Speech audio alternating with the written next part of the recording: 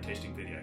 My name is Frank, Events Manager at Averys Wine Merchants of Bristol, and over the coming weeks we're going to be releasing a couple of videos to allow yourself to immerse yourself in the world of wine with experiences usually found in our cellars, now from the comfort of your own sofa, dining room, kitchen or even garden shed. I thought the best place to start would be on a quick guide on how to taste wine like a pro. So instead of just drinking wine as quickly as possible, we're actually looking at 4 elements: the appearance, nose, palate and conclusion. For this video, you'll need a white wine with high acidity, something like a Sauvignon Blanc, a Riesling, Albarino or a Pinot Grigio, one light-bodied red, like a Pinot Noir, a Beaujolais or a Valpolicella, and then one full-bodied red, something like a Cabernet Sauvignon blend, a Syrah, Nebbiolo or Rioja style, something hopefully with a lot of oak aging and preferably with some bottle age to it as well.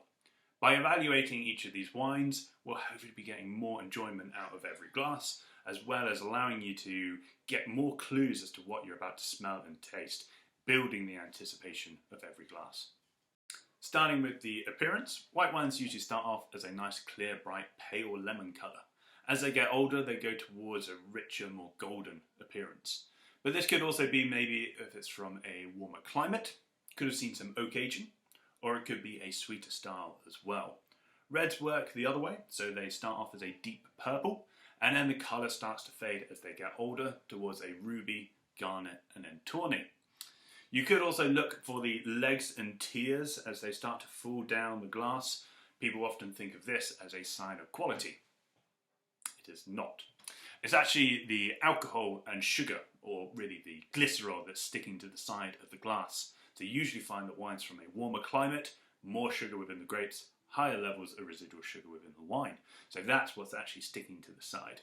So not really a sign of quality, just an indication of the overall ripeness of the wine. Onto the nose, if you pick up a glass without swirling it around and start to move it towards your nose, will give you the level of intensity. If you've got to get your nose right in, then it's light, whereas if you can smell it from afar, then it's pronounced. Then give it a good swirl and get more oxygen into the wine, which will release more aromas. At this point, we're looking at 3 main stages of characteristics: our primary, secondary, and tertiary. The primary is everything that the grape variety gives us, everything from the vineyard itself. So we're looking at citrus, green, stone and tropical fruits, floral elements, herbaceous or mineral characteristics as well. And then, of course, red and black fruits for the red wines.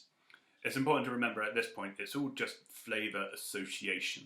So it is just alcoholic grape juice. I haven't actually added any citrus into the wine. Our secondary aromas come from the winemaker, everything within the winery. So if it's been aged in oak barrels, then we might expect vanilla, cedar, toast, coconut, cinnamon. There are some other elements as well to increase complexity, like lees aging and malolactic conversion, which can add extra characteristics to the wine. And then our tertiary aromas are everything that develops within the bottle afterwards. So with the whites, that can be from a range of nutty characteristics, dried fruit and honey. And with the reds, we might look at leather, game, savoury cooked meat, earthiness and tobacco. So a really wide array of different flavours and aromas. For the first wine here, I've got a New Zealand Sauvignon Blanc. So with this, I notice only primary characteristics, but plenty of them. So ranging from citrus right through to tropical. With this one, I've got lemons, limes, in particular gooseberry, and then some riper aromas of mango, pineapple and passion fruit. There's also a lot of floral aromas, so elderflower and blossom. But this is unoaked, so there's no secondary influence, and it's the latest vintage, so there's no aged aromas to it either, so purely just in the primary aromas. My second wine is a Pinot Noir from Burgundy, so focus on red fruit aromas, so strawberry, raspberry, red cherry. A small proportion of this one has seen a little bit of time in oak barriques, which has added more complexity, giving us a touch of toast and cedar, but still allowing the primary element to be the focus of the wine. Our third wine is a Navarra Cabernet Sauvignon blend. And with this, we're moving towards the darker fruit. So we've got blackcurrant, plum and cassis, And then a more heavier focus on oak aging. So 36 months in oak is adding a lot more vanilla, toast, cedar, as well as giving us some of those sweeter spices of coconut and cinnamon. We have also got a little bit of bottle age to this, and that's allowing those tertiary aromas of leather and game and tobacco to come through. So a wide selection across all three. Moving on to taste, we want to give the wine a little sip and move it across the whole palate as different parts pick out different elements. So if you give it a little sip and an inward whistle, like so.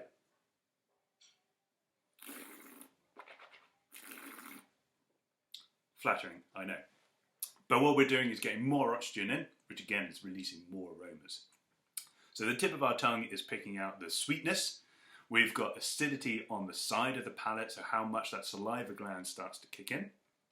For the reds, you'll notice a dryness along the gums and the roof of your mouth. This is the tannin, which is a natural part of the skin and the stalk, which adds grip and bite to the wine as well as aging potential. At the back of the palate, we've got the alcohol, that gentle warming sensation. And then we group it all together to how heavy the wine feels across the palate. This is referred to as the body, the overall texture of how the wine feels. Finally, for me, the most important element is the finish. How long those flavours, the good flavours hopefully, stick around on the palate.